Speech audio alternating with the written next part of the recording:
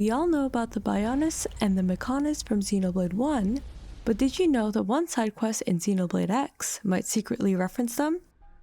I'm Astra, and today we're looking at A Fateful Choice, a side quest that could be referencing a connection between Xenoblade X and the main series. A Fateful Choice unlocks after you beat Chapter 12, along with a few other quest prerequisites, and an 85% survey of Noctilum. It also happens to be one of the most annoying side quests in the entire game, second to none other than the Rise of the Blood Lobster. It has two possible routes, the easy one and the not so easy one. You start the quest by searching for 3 male Orpheans in Divine Roost. Once you track them down, you'll need to find the nearby female Orphean, and this is where the storyline splits into 2 parts. For the first route, you just talk to Ontanam in the cathedral and tell him that the Orpheans were wiped out. For the second one, well, all you have to do is beat Telethia Endbringer, the hardest enemy in the game.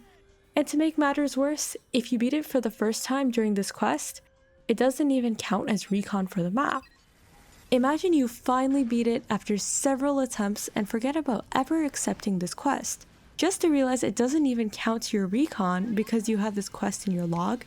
But anyways, if you decide to go this route, you get the true ending for the quest. Beneath its overwhelming presence, there's a faint sense of nostalgia, something primal. It seems akin to the beings you humans worshipped, gods and devils as you call them. Once you defeat Telethia Endbringer, you get Runtanam's right arm. This contains her ova. You bring this ova to Ontanam by the cathedral, where he states that he can still sense the ova that flowed within her. Ontanam says he saw a memory from before the Orph even existed, when the ova floated as a single entity in another world's ocean. And Telethia Endbringer lived in that world as well. It was a memory, from a time before the Orph evolved and appeared on the stage of history. A memory from an age where the ova existed as a single entity floating in the ocean of another world. It was not a clear or cohesive vision, but the creature you slew was there as well, living within a different ecology. The ova existed as a single entity floating in the ocean of another world. Does that sound familiar? Long ago, the world was nothing more than an endless sea, cloaked in a boundless sky. Then 2 great titans came into existence. That was the very first line you hear when you play Xenoblade 1. This sounds like the Bionis or the Mechonis, or perhaps at one point, maybe the Bionis and the Mechonis were a single titan that this ova existed on. Comment below, do you believe that this is the Bionis or the Mechonis?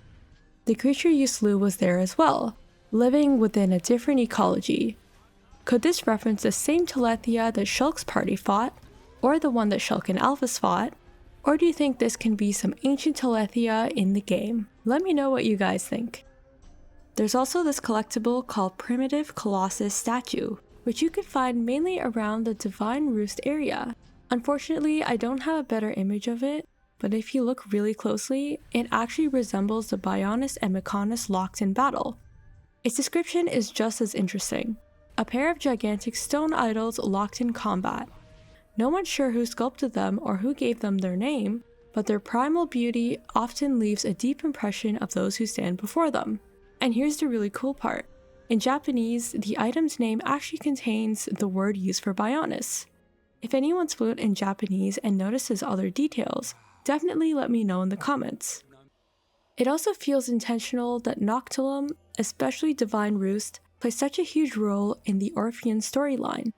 Maybe the Orpheans once lived on one of these titans, or maybe they have the ability to get a glimpse of other worlds that they were never truly a part of. There's a few other Easter eggs of Xenoblade 1. When Tatsu references Frontier Village, bigger than even legendary Frontier Village big.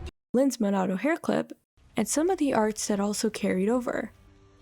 I'll leave you guys with the most important question. Is A Fateful Choice proof that Xenoblade X is secretly tied to the main series, or is it just another clever Easter egg? I highly recommend you guys try out this quest and go this route, get the true ending, and let me know how it goes. Thank you so much for watching, and be sure to subscribe for more Xenoblade content. Until next time.